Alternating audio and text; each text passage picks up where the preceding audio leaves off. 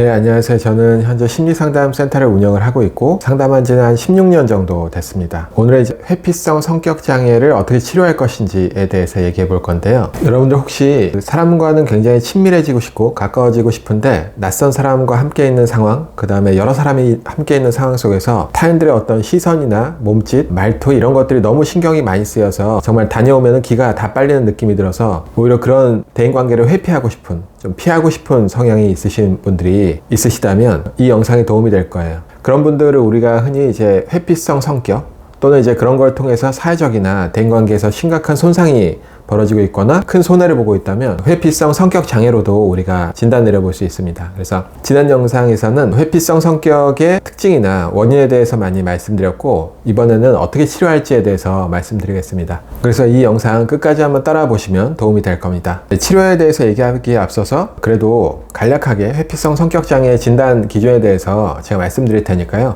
내가 거기에 부합되는지 한번 체크해 보시면 좋을 것 같아요. 제가 지금 불러드리는 거는 회피성 성격 장애를 실제로 진단하는 기준이라고 보시면 됩니다. 예, 제가 지금 불러드리는 한 7가지 중에서 4가지 이상이 여기에 해당된다면 이제 회피성 성격 장애로 한번 의심을 해볼 필요가 있다는 거죠. 그리고 제가 지금 불러드릴 내용들은 미국 정신의학회에서 발행하는 정신질환에 관한 통계 및 편람에 대한 자료라서 세계적으로 공식력 있는 거기 때문에 한번 체크해 보시면 도움이 될 거예요. 자, 첫 번째, 비판이나 거절, 인정받지 못함 등 때문에 대인관계 접촉이 관련되는 직업적 활동을 회피한다. 두 번째, 자신을 좋아한다는 확신 없이는 사람들과 관계하는 것을 피한다. 세 번째, 수치를 당하거나 놀림받음에 대한 두려움 때문에 친근한 대인관계 이내로 자신을 제한한다. 네 번째, 사회적 상황에서 비판의 대상이 되거나 거절되는 것에 대해서 집착한다. 다섯 번째, 부적절감으로 인해 새로운 대인관계 형성이 제한된다. 여섯 번째, 자신을 사회적으로 부적절하게 개인적으로 매력 없는 다른 사람에 비해서 열등한 사람으로 바라본다. 일곱 번째, 당황스러움이 드러날까봐 염려하여 어떤 새로운 일에 관여하는 것 혹은 개인적 위험을 감수하는 것을 드물게 마지못해서 한다. 총 이제 7가지를 말씀드렸는데요. 이 중에서 내가 한 4가지 이상 이 부합이 된다면 회피성 성격장애로 볼 수가 있습니다. 네, 그래서 이분들을 어떻게 치료할 것인가? 그러니까 이제 치료적 관점에서 이제 상담을 오셨을 때 상담자의 관점에서 보는 것도 중요하지만 이 유튜브를 보시는 분들은 대부분 자기 분석 또는 이제 자기가 스스로 돌파해야 되는 거잖아요. 그걸 위해서 보시는 분들이 있을 텐데요. 사실은 어떤 거냐면 회피성 성격의 핵심적인 주제는 결국에는 자기 안에 그 껍질을 뚫고 세상 밖, 결국에는 이제 관계 속으로 나와야 된다는 거죠. 바꿔서 말하면 이들이 쓰고 있는 전략들은 이제 기본적으로 회피 전략인 거죠. 대인관계에 맺는 것에 대해서 수치심이나 모욕감이나 이런 것에 대한 큰 두려움이나 공포가 있기 때문에 그런 것들을 위해서 회피 전략을 많이 쓰고 있습니다. 그러니까 바꿔서 말하면 그 회피를 뚫고 이제 세상 밖으로 어떻게 하면 끌어낼 것인가, 이 주제인 거죠. 근데 이제 사실은 쉽지는 않아요. 왜냐하면 모든 성격장애는 쉽지 않습니다. 왜냐하면 우리가 흔히 말하는 우울, 불안, 강박, 히스테릭 이런 이제 신경증적인 증상은 어느 정도 이제 그 증상을 해소하거나 또는 일시적인 것들이 많기 때문에 그런 것들에 포커스를 맞추면 해결이 쉬운데 이거는 성격이잖아요. 그러니까 어렸을 때부터 이제 격이 있다는 거거든요. 아주 어렸을 때 타고난 기질과 어떤 환경이 결합돼서 그것이 이제 고착화됐다는 거죠. 그렇기 때문에 사실은 상담도 굉장히 오래 걸리고 상담 목표도 모호하고 그 다음에 난이도가 있는 상담들입니다. 그렇기 때문에 이제 스스로 돌파하거나 해결하기가 더욱 쉽지가 않죠. 그리고 특히나 대인관계 주제가 있기 때문에 기본적으로 상담을 할 때도 상담사와 관계 맺기가 잘 되어야 되는데요. 그런 것들이 당연히 쉽지 않겠죠. 끊임없이 상담사에 대한 의심도 있고 또는 상담사의 표정이나 제스처나 이런 것들이 어떤 거절의 제스처는 끊임없이 그런 것들을 살피기도 해서 쉽지가 않습니다. 그럼에도 불구하고 이런 성격은 좀 해결이 돼야 되는 이유는 우리가 흔히 말하는 이제 분열성 성격장애, 비슷하게 이제 대인관계 회피가 보이는데요. 분열성 성격장애이신 분들은 아예 대인관계에 대한 욕구 자체가 없어요. 친근감에 대한 욕구 자체가 없기 때문에 대인관계가 맺어지지 않는 그 상황에 대한 주관적인 고통도 상대적으로 적은데 되게 좀 안타까운 거는 회피성 성격장애이신 분들은 내적으로는 대인관계 친밀감에 대한 욕구가 굉장히 크다는 거죠. 그렇기 때문에 그런 것들이 안 됐을 때 안전하긴 하지만 회피를 했을 때 안전하긴 하지만 거기에 대한 고통도 굉장히 크기 때문에 어떤 식으로든지 좀 변화가 필요하다고 볼 수 있습니다. 결국에 이제 첫 번째 제일 중요한 건 어떤 거냐면요. 핵심적인 감정 중에 하나가 수치심이거든요. 내가 어떤 행동이나 말을 했을 때 상대가 나를 어떻게 평가할지. 뭐 예를 들어서 어떤 얘기를 듣다가 그 사람의 얘기에 집중하느라고 이렇게 인상을 찌푸렸는데 그걸 보고서 아, 저 사람 내가 얘기하는 게 뭐가 기분이 나빴나? 또는 지루했나? 이런 식으로 끊임없이 이제 상대가 나를 어떻게 평가할지, 그리고 그 어떻게 평가할지에 대한 스스로의 가설도 굉장히 좋지 않은 경우가 많이 있는 거죠. 이 이야기의 또 핵심은 뭐냐면 자의식이 굉장히 많다는 겁니다. 자의식이라는 건 어떤 거냐면 끊임없이 내가 나를 관찰한다는 거죠. 예를 들면 발표 불안이 심하신 분들은 한번 생각을 해보는 거죠. 회피성 성격장애하고 같이 많이 동반되는 신경증이 이제 사회공포, 발표 불안 같은 건데요. 그러니까 발표 불안이 많으신 분들의 한 가지 특징은 자의식이 굉장히 많아요. 그러니까 대중 앞에 섰을 때 내가 끊임없이 나를 관찰하는 거죠. 내가 지금 긴장하고 있나? 또는 내가 불안해하고 있나? 이런 것들이 사람들한테 보여지고 있나? 또는 목소리가 떨리고 있나? 이런 것들을 굉장히 신경 쓰는 상태. 그렇게 신경 쓰다 보면 점점 더 불안이 커지거든요. 이런 것들이 자의식인데 회피성 성격이신 분들은 이 자의식이 과잉이라고 보시면 돼요. 조금 디테일하게 설명하면 이 자의식이라는 거는 약간의 교착 상태라고 볼 수 있어요. 그러니까 나에 대한 어떤 욕구는 올라오고 있거든요. 그러니까 난 사람들과 소통하고 싶고 표현하고 싶고 함께하고 싶은 욕구가 있어요. 이 욕구가 아예 없으면 편안한데 올라온다는 거죠. 그리고 또 하나는 그럼에도 불구하고 저항하는 한쪽도 있다는 거죠. 아니야, 사람들과 관계 맺기 해서 좋을 게 없어, 위험해, 괜히 얘기했다가 모욕만 당할 거야, 비난을 당할 거야, 이런 두 가지의 욕구와 저항이 함께 충돌하는 상황 속에서 교착이 되고 끊임없이 자기만 바라보는, 그래서 이제 바깥으로 뿜어지지 못하는 흥분 에너지나 이런 것들이 꽉 점점 차서 불안으로 발전하는 것을 우리가 흔히 자의식이라고 합니다. 그러니까 이게 차라리 아까 말씀드린 분열성 성격처럼 나는 이런 욕구가 자체가 없어, 그러면 그냥 완전히 이걸 회피하고 억압시키고 끝내면 좋은데 그렇지 않다는 거죠. 괴로워요. 왜냐면 이 욕구, 친밀감에 대한 욕구가 있기 때문에 교착 상태에 빠지는 겁니다. 그래서 그 에너지가 어디 안 가고 계속 나를 관찰한다는 거죠. 제가 좀 복잡하게 설명드렸는데요. 결국에는 회피성 성격이신 분들이 사람과 대인관계에서 힘든 이유는 끊임없이 나를 관찰하기 때문이고요. 거기에 대한 치료, 바꿔서 말하면 자기에 대한 관심이나 분석을 그만하고 타인에게 관심을 갖고 호기심을 가져야 돼요. 자기 분석 그만 타인 분석이라고 볼 수 있는 거죠. 근데 이렇게 얘기하면 이렇게 말씀하시는 분들이 있어요. 아닌데요, 회피성 성격은 타인의 눈치를 많이 보니까 자기 관찰이 아니라 타인 관찰하고 있는 거 아닌가요? 이렇게 물어볼 수 있는 거죠. 네, 일견 맞는데요. 조금 프로세스가 다릅니다. 타인을 관찰하고 있는 상태는 회피성 성격이신 분들이 순수하게 타인에 대한 호기심이나 관심을 갖는다기보다는 타인이 나를 어떻게 생각할지, 결국에는 바꿔서 말하면 끊임없이 나에 대해서 관심을 갖는 거고요. 그 상황 속에서 타인은 어떤 관계 맺기 대상이라기보다 나를 어떻게 평가하는지, 평가의 어떤 선상, 좀 세게 얘기하면 평가의 도구로 바라보고 있다고 보시면 돼요. 그렇기 때문에 제가 말씀드리는 타인에 대한 관심은 순수한 그 사람에 대한 호기심, 예를 들면은 집단 상담을 하고 있는데 회피성 성격이신 분이 있고 타인들이 나를 어떻게 생각할지 너무 부담되고 떨려서 한마디도 말을 못하고 있는 상황이라는 거죠. 그런 상황에서 타인 관찰이라는 거는 고개를 들어서 타인을 바라보고 저 사람은 지금 어떤 생각을 하고 있는지, 또는 기분이 어떤지 관심을 가지고 물어보기도 한다든지, 이런 것들이 하나의 표현이겠죠. 혹시 좀 차이점이 이해가 되시나요? 그래서 회피성 성격이신 분들은 일상생활 속에서 본인 관찰을 많이 하고 있다면, 그런 것들이 자각이 된다면 자각되는 그 순간에 좀 관심을 외부적 타인이나 외적인 어떤 상황 속으로 이동시키는 연습을 많이 해야 됩니다. 그래야지 내 안에 있던 그 자의식 때문에 꽉 차있던 그 불안이나 긴장이 바깥으로 뿜어져 나갈 수 있는 거죠. 바꿔서 말하면 그 흥분 에너지가 자꾸 반전돼서 들어왔었는데요. 그런 것들을 뿜어줌으로써 흥분과 설렘으로 바뀐다고 볼 수 있습니다.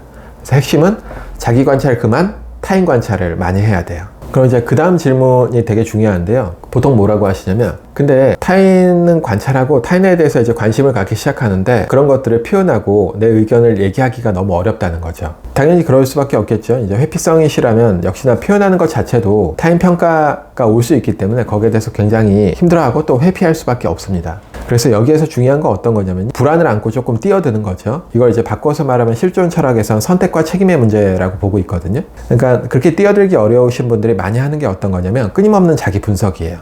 예를 들어서 집단 상담 상황 속에서 뭐 집단원 A에게 내가 어떤 말을 걸어보고 싶은 거예요. 오늘 만나서 되게 반가워요 라든지 그 얘기 들으니까 저도 좀 마음이 아팠어요, 이런 피드백을 해주고 싶은데 아까 말씀드린 그 타인 평가가 굉장히 두렵기 때문에 표현하지 못하는 상황에 딱 마주한다면 분석을 많이 한다는 거는 또 분석하는 거죠. 내가 근데 왜 이렇게 불안하지? 왜 표현하는데 이렇게 긴장이 되지? 이건 또 어린 시절에 아버지하고 관계에서 혼났던 기억 때문인가? 또는 내가 어렸을 때 애착 문제가 있나? 초등학교 2학년 때 발표하다가 창피를 당했던 트라우마 때문인가? 끊임없이 분석을 하기 시작한다는 거죠. 그럼 다시 이제 자의식으로 돌아오는 거죠. 근데 이 이야기의 핵심은 뭐냐면 내가 아무리 분석을 하더라도 그 불안을 100% 잠재울 수 없습니다. 그러니까 계속 분석하는 행위 자체가 그 불안을 0으로 만들려는 거거든요. 근데 이것이 하나의 분석하는 것 자체가 하나의 방어 기제가 될 수 있다는 거죠. 왜냐하면 방어 기제라는 거는 그 불안을 회피하기 위해서 사용하는 거잖아요. 근데 우리 삶은 기본적으로 불안을 깔고 있죠. 실존 철학에서 실존적 불안이라고 하는데요. 우리는 이 세상에 신이 창조를 했던 진화론적으로 진화를 했던 피투된 거죠. 던져졌다는 거죠. 근데 문제는 뭐냐면 의식은 항상 지향성이 있어서 어디론가 계속 향한다는 겁니다. 그렇기 때문에 우리는 계속 뭔가 욕구하고 앞으로 나아가고 활동하고 있는데요. 그럼에도 불구하고 이 세상은 우리가 다 알 수 없기 때문에 불확실성의 연속이고 불안을 깔고 있다는 거죠. 왜냐면 내가 아무리 예측하고 계획을 세운다고 해도 그것은 나의 경험과 생각 속에서 벌어지는 가설일 뿐이고 이 세상은 우리가 예측할 수 있는 공간이 아니잖아요. 그렇기 때문에 우리 삶은 기본적으로 리스크, 그 불안을 안고 있다는 거죠. 아주 쉽게 얘기하면 아무리 내가 분석해서 정확하고 세련된 얘기를 한다고 해도 누군가는 거기에 대해서 되게 긍정적으로 반응할 수 있지만 또 부정적인 역할이 올 수도 있고 나에 대해서 좀 비난이 나올 수도 있겠죠. 중요한 점은 아무리 분석하고 내가 노력한다고 하더라도 그 불안은 사라지지 않는다는 거예요. 그렇기 때문에 그 리스크를 안고 뛰어들어야 된다는 거죠. 특히 긍정적인 피드백을 할 때는 굉장히 리스크가 낮지만 좀 부정적인 이야기, 내가 좀 불쾌하다든지 화가 난다든지 이런 것들을 표현할 때는 당연히 쉽지 않겠죠. 왜냐면은 부정적인 피드백이 나올 확률이 더 많을 수도 있잖아요. 또는 이제 누군가는 내가 어떤 얘기를 하거나 말을 건다고 하더라도 뭐 반응 안 하고 쌩까할 수도 있는 거잖아요. 그렇기 때문에 필요한 거는 내가 그 리스크를 안고 뛰어드는 겁니다. 결국에는 이런 식의 생각이 필요한 거예요. 내가 리스크를 안고 사람들과 친밀해지고 싶은 이 욕구를 접촉해서 내 욕구를 좀 표현하고 가까이 다가가 본다. 그리고 그 결과에 대해서 내가 책임진다. 이런 마인드인 거죠. 여기서 이 책임진다는 말은 그 결과에 대해서 내가 뭐 결과가 안 좋으면 내가 왼팔 하나 내놓겠다. 뭐 이런 느낌은 아니고 그 결과에 대해서 내가 받아들인다는 거죠. 근데 아이러니하게도 그 결과에 대해서 내가 받아들이기 시작하는 순간 비로소 그 불안이 사라진다고 역설적으로 이야기합니다. 그래서 언어적으로 다 표현하기 어려운데요. 그렇기 때문에 우리는 분석을 그만두고 리스크를 안고 뛰어들어서 거기에서 체험적 통찰이 있어야 된다는 거예요. 모든 변화는 지식적인 통찰이 아니라 체험적인 통찰이 있습니다. 그렇기 때문에 분석을 웬만큼 끝냈으면 뛰어드는 약간의 용기가 필요하다는 거죠. 그래서 이걸 해보려면 결국에 필요한 건 어떤 거냐면 내가 왜 이렇게 힘든데도 대인관계 속으로 뛰어들어야 되는가. 만약에 내가 이걸 표현했을 때 좋지 않은 결과가 나올 수도 있잖아요. 그런데 제가 여러분에게 회피성 성격장애가 있으신 분들이 관계성 속으로 뛰어들어 보라고 제가 말씀드리는 이유는 그런 접촉, 그런 불안을 안고 뛰어드는 그 행위를 통해서 행복하기 위해서나 또는 카타르시스를 느끼기 위해서 그 행동을 하라고 말씀드리는 건 아니에요. 그렇게 자기 욕구를 표현하고 접촉하는 그 순간 주체적으로 살 수 있기 때문에 이런 이야기를 하는 겁니다. 대인관계에 대한 큰 욕구가 있는데 끊임없이 그런 것들을 회피하고 살다 보면은 안전할 수 있는데 안전하기만 한 거죠. 어느 명상가가 이런 말을 했습니다. 그대 안전하게 살아라. 근데 안전하게 살다가 안전하게 죽는 것뿐이다. 이런 말을 했습니다. 그렇기 때문에 그 관계와 삶 속으로 뛰어드는 게 굉장히 중요합니다. 사실은 제가 그 회피성 성격장애이신 분들의 여러 가지 솔루션을 디테일하게 드릴 수도 있지만요. 큰 틀에서는 결과적으로는 모든 솔루션이 그 관계성, 사람과의 관계 속으로 뛰어들어야 된다는 겁니다. 그러니까 내 욕구나 감정을 정확히 알아차리고 이제 표현하는 것들이 필요하다는 거죠. 그리고 그 결과에 대해서 내가 책임지고 받아들이는 과정이 필요하다는 겁니다. 관계성 속으로 뛰어들어야 되는 그 핵심 이유에 대해서 좀 더 말씀드려보면 결국에는 이제 회피성 성격장애가 발전하는 그 과정 속에서 역시 사람이 있었죠. 사람 관계에서 큰 상처를 얻었거나 또는 1차적인 부모와의 관계 맺기에서 큰 수치심을 느꼈거나 불안을 느꼈거나 그렇기 때문에 회피하는 거고 그런 회피라는 것이 본인에게 꼭 필요한 방어일 수 있어요. 근데 바꿔서 말하면 그런 것들을 변화시키기 위해서 해야 되는 건 뭐냐면 역시 또 관계나 사람 속으로 뛰어들어야 됩니다. 왜냐하면 내가 회피성 성격이 되는 그 근원지가 바로 사람과의 관계이기 때문에 오로지 그 안에서 해결을 봐야 된다는 거죠.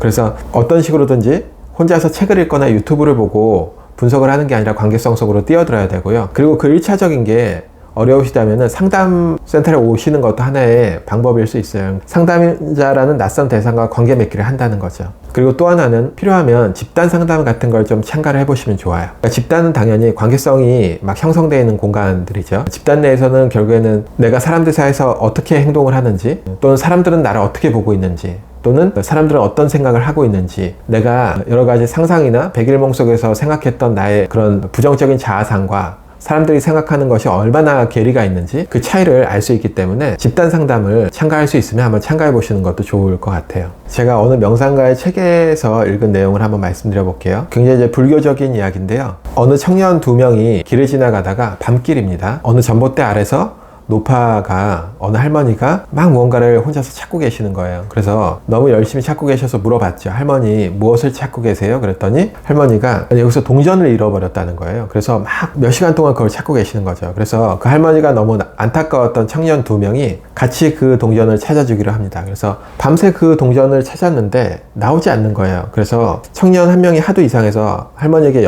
할머니, 혹시 동전을 어디에서 잃어버리셨어요? 라고 했더니 그 할머니가 하는 말이, 나 동전? 저 내 집에 어두운 방 안에서 잃어버렸지? 라고 얘기하는 거예요. 그래서 청년이 물어봐요. 그럼 할머니 근데 왜 거기서 안 찾고 여기서 찾으세요? 그랬더니 거기는 그 방은 어둡고 이 전봇대 아래는 환하니까 찾기가 편하잖아. 이렇게 얘기하거든요. 네, 그러고 이제 다시 이제 고개를 들었는데 그 할머니와 집과 이런 것들이 다 없어졌다는 그런 우화가 생각이 납니다. 그러니까 사실은 회피성 성격장애이신 분들이 사람과 사람 대인관계에 대한 친밀감이라든지 가까이 가고 싶은 그 욕구라든지 그걸 회피하게 된 이유, 또는 큰 상처를 받은 곳은 사실은 사람이 있는 그 관계성이라는 거죠. 그렇기 때문에 오히려 제일 편한 거는 그 관계성 속으로 뛰어들지 않고 유튜브나 책을 보면서 그냥 지식을 쌓거나 분석을 하는 걸 수 있거든요. 하지만 그런 방식으로는 찾을 수가 없는 거죠. 가장 괴롭고 힘들고 어려운 곳이지만 결국에는 회피성 성격장애를 끝내기 위해서는 그 진원지, 내가 잃어버린 무언가가 있는 그 대인관계 속으로 뛰어들어야 된다는 게 핵심 주제라는 거예요. 제가 좀 장황하게 설명을 했는데 여러 가지 기법들보다 제가 말씀드린 핵심적인 이 주제를 이해하는 것이 굉장히 중요합니다. 이 주제는 비단 회피성 성격장애 뿐만이 아니라 모든 심적 어려움을 겪는 분들이 한번 생각해 보면 좋을 주제라고 판단이 됩니다. 자, 이상으로 제 이야기는 마치고요. 마지막으로 구독과 좋아요를 좀 눌러주시면 감사하겠습니다. 자, 마무리하겠습니다.